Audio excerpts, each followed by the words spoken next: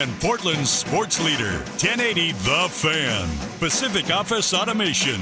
Problem solved. A Schulte and Will edition of the Pacific Office Automation Postgame Scoreboard show. Here breaking down everything about the 37-34 win for the number 7 Oregon Ducks over the Boise State Broncos. The first ever win for Oregon in their program history against Boise State. 0-3. Could not believe that they finally got it, but what a scary way that game finished out. Was talking about the win probability essentially with 10 minutes to go being at 79% for Boise State, and Will was asking me, like, how do you figure that? I kind of scoff a little bit at those numbers projections, or if you're Sook, you say scolf.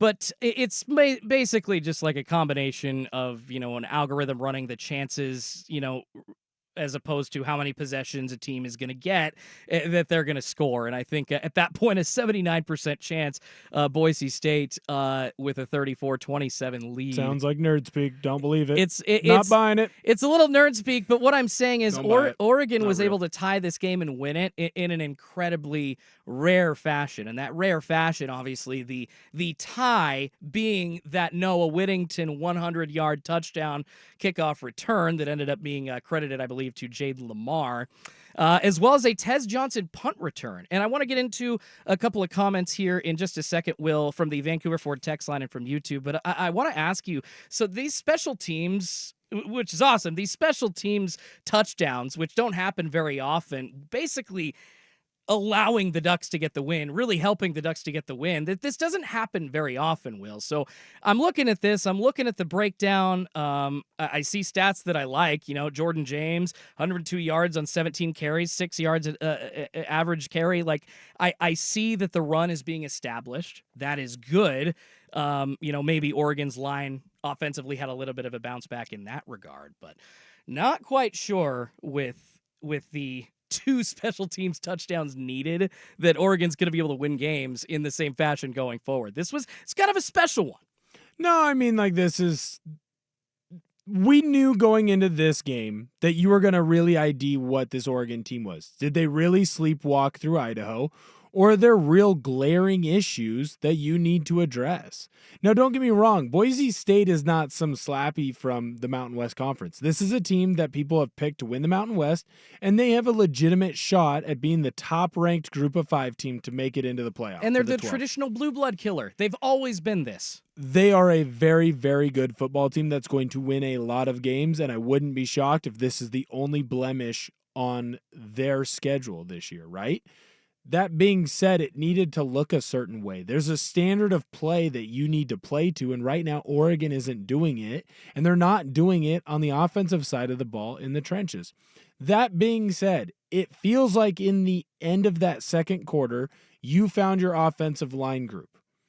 It's still going to take some time for them to get used to playing together, making their changes, and understanding how in a zone, when you're running zone right and everyone's taking that cylinder step to the right, and now you have to surge as an offensive lineman, and as a right guard, you have to trust that your right tackle is going to move to the right guy without talking.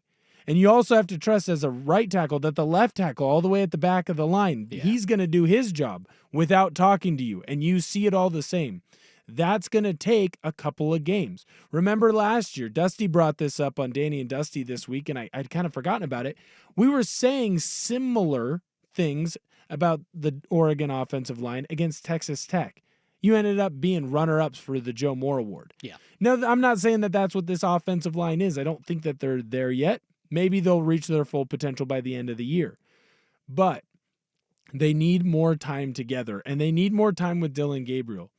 Dylan Gabriel needs to sit in the quarterback film room and understand where blitzes are coming from. He was shocked multiple times in this game, and there were even a couple of times where he escaped into the sack. He escaped where the pressure was coming from, and it's because he doesn't understand where that blitz is coming from on the defense. Bo Nix was great at this. He knew where the blitz was coming from. He would replace where that blitz was coming with the ball to a one-on-one wide receiver going up against a man corner. He knew, hey, the blitz is coming from my left. I need this ball to get out to the left, and it needs to get out fast.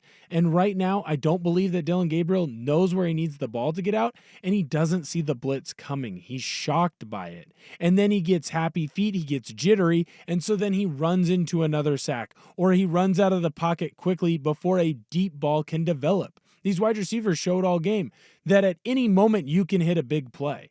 It just takes you being in the pocket, and it takes the offensive line giving you that confidence to be able to stand in there and deliver a strike. Dillon Gabriel listed at what, like 5'11"? He ain't 5'11". He's 5'9". 5'10", 5'9". I was asking you, it's like, why can't he get the ball over the defensive line? Why does it keep getting tipped? He's short.